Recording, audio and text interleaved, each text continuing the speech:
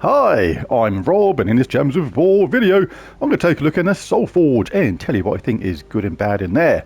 Also going to take a look at this weekly panda troop, the Panda Lister. Anyway, speaking of bears, what did the panda bear say after looking at his GPS? Give me a second to get my bearings. Unbearable, isn't it? Ugh. I'm not going to bamboozle you with my panda jokes today. Have a little pause and think about that one. Ah! Right, what does this do? It does magic +2 true damage to 2 random enemies boosted by Urska allies. First trait, allied Urska gain 2 armor. A second one, reduced damage from skulls by 25%, making it somewhat viable in first place. And you want it in first place if you can, because that third one, armor piercing, a 50% chance to ignore armor with skull damage actually goes well with the spell, because that basically gives it a 50% chance of making skull damage, true damage at the same time. The only thing that goes against it, but that's a decent amount of damage because it is boosted by Urska allies at a ×3 ratio. It's 2 random enemies, so you may not always hit who you wanted, but other than that, that's actually a pretty decent troop for a glory troop. I'm torn between 6 and 7 out of 10 for this, but it's a decent amount of damage with boost. And it can do true damage by skulls as well, effectively.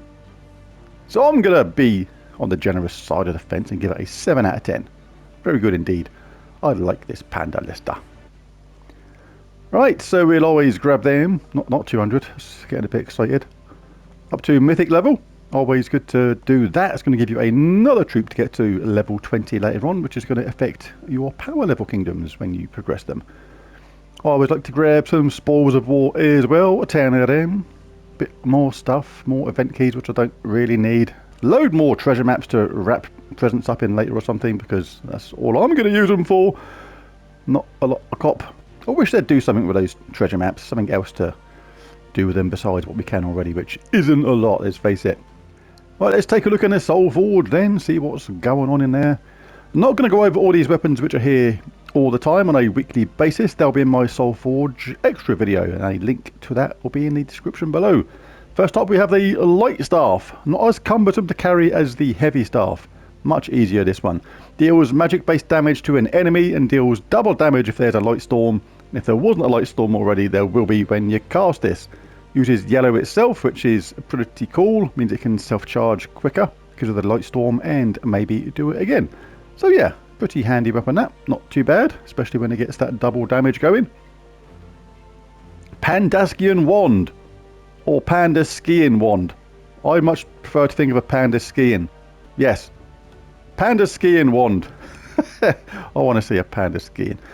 Oh god. Explode, magic +1, brown gems, grant a random status effect to all Urska allies and summon a Urska troop. Nice summony explodey weapon, do like them. Lots of mana gems, status effects, summon, very nice indeed. That's something I'll be picking up later on. Right, so all these are here all the time. Doomed Libram, this is one of the good ones. Does magic based scatter damage with a +4 per tempering level boost. Then create a mix of 6 green gems and skulls for every green enemy. Give 3 magic to all allies, and if the enemy has a doom, give 5 more.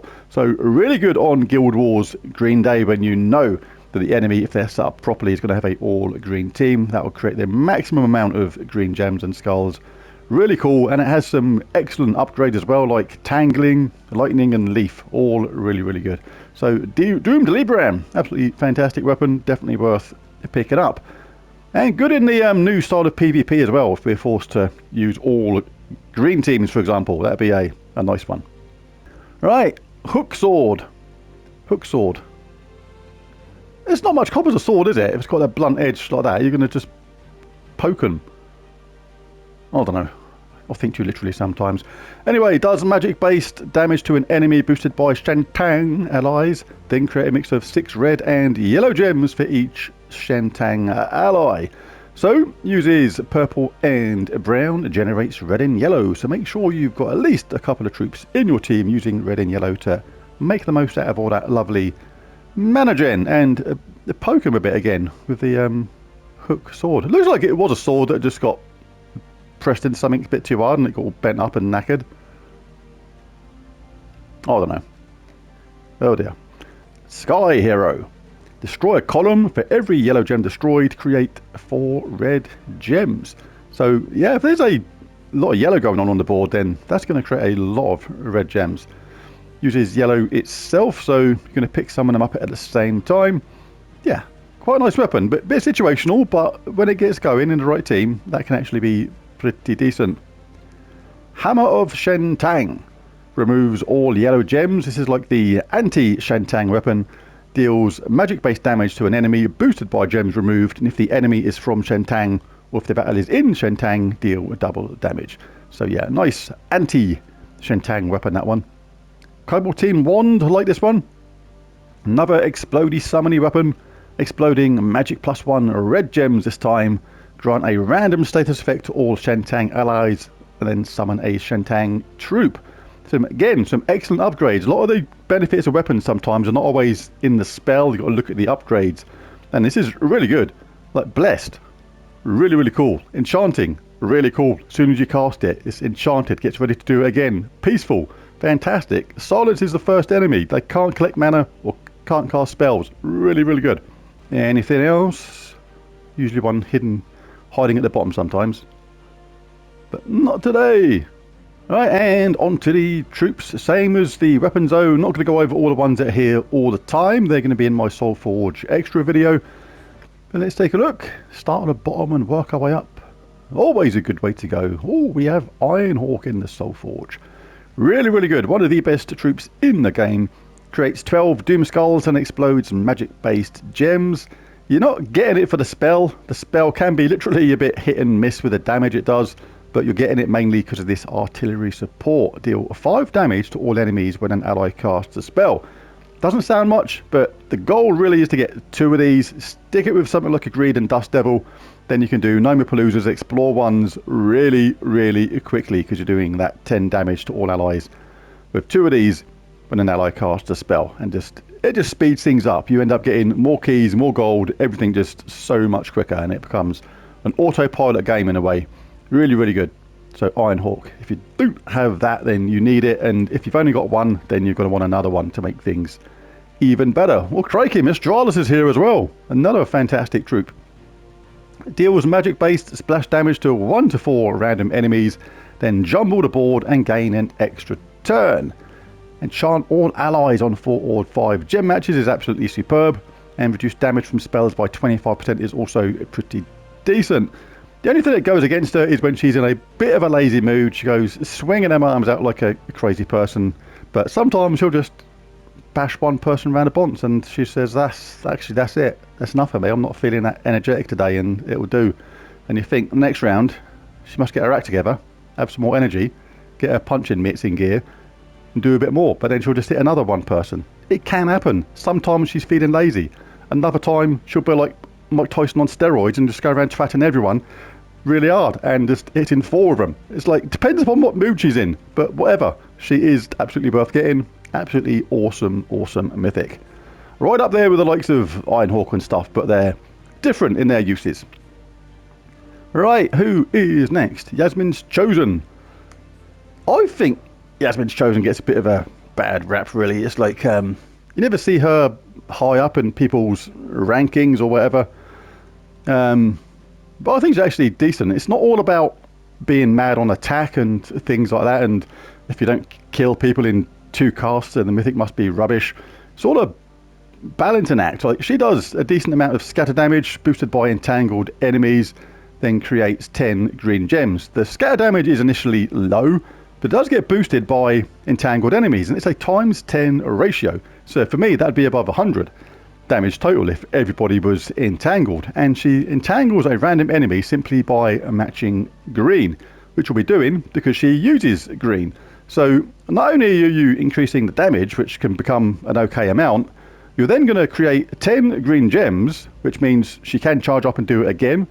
More likely to work if there's a leaf storm going on at the same time.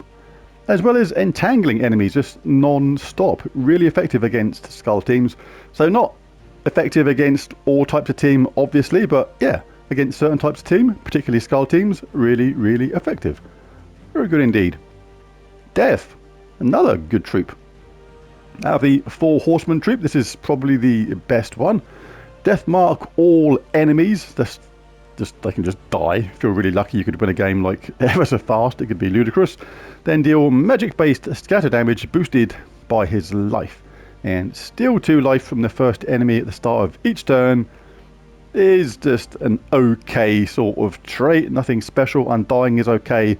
And gain 50% bonus souls from battle is alright as well if you're still collecting souls. But yeah, some good mythics there this week. Really good indeed. Right, let's take a look at the legendaries then. Baphomet. There's some really good weapons and troops this week. This is another decent one. Does magic-based damage to 3 random enemies. If the enemy is burning, deal double damage. So get like Infernus on the team or whatever, or something like that. Get a 4 match, burn everyone, and that's going to be that amount of damage, or your magic-based damage to 3 random enemies doubled. Really good. And also does triple skull damage to burning enemies.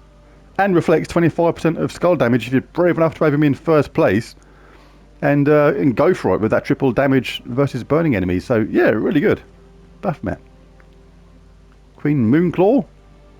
Creates 9 skulls boosted by green allies and enemies. Summon a random null. Really good. So you get that boosted up if you're against green enemies and you've got a green going team at the same time. You're going to create a lot of skulls, which is really, really nice. And then just go mad with that. Give 2 attack to green allies when an ally deals skull damage. Is going to boost the team up because typically your team will be green anyway because of that boost on the skulls. And she's immune to mana burn, mana drain, and mana steal. So not bad at all. Holy Sun Astra. All human allies start with 50% mana is one of the best reasons to get her. Gives them Tesla teams and things like that a 50% start in mana, which is really, really nice. And gives magic +1 life and armor to all allies. Create a light storm and enchant all humans. So yeah, very good indeed. So yeah, another really good troop in the Soulforge today. And Bone Dragon. Crikey. Well, I remember being like petrified of Bone Dragon in the early days. I saw Bone Dragon, it was like scary. And then stopped being scared of Bone Dragon. And then Infernus came along. I was a bit scared of Infernus. Now I'm not really scared of Infernus anymore. It's funny how things change in this game. But anyway, the spell at first seemed absolutely terrifying as a new or newish player. Eliminate up to 25 armor on an enemy. That is a set in stone amount, not based on your magic level. Then create 9 skulls boosted by armor eliminated and gain magic based armor at a 1-to-1 ratio. So it can be absolutely devastating in the right teams. Inflict frozen when enemies deal skull damage to him, which is quite cool. Is immune to poison disease, lycanthropy and death mark, and all enemies lose 2 random skill points. So yeah, a lot of really cool troops here today. Who's here? Oh, Centurion. Wow, another one. If you've not got Centurion, just get some summoning stones, some brown ones, and get Centurion. Absolutely a fantastic troop. 10% chance to devour a random enemy, plus 10% for each wild card. Then convert all skulls to ×2 wild cards. Pairs amazingly well with Zul'Goth. Really, really good. Absolutely love Centurion. Anybody here? Not particularly. How about here? Again, no one fantastic. But if you don't have one of these troops that are here, then it's always worth grabbing some of these. Spider's Phone's not bad. Starts battles with full mana. Converts all brown to web gems. Really good. Certainly worth trying to pick that up. Web gems, purple. And if they get webbed, the magic gets reduced to 0, which significantly reduces the power of most teams. Nobody amazing here. Moira, pretty cool though. Godslayer. But who gets my mythic of the week? Some really good mythics here today, particularly Mistralus and Ironhawk.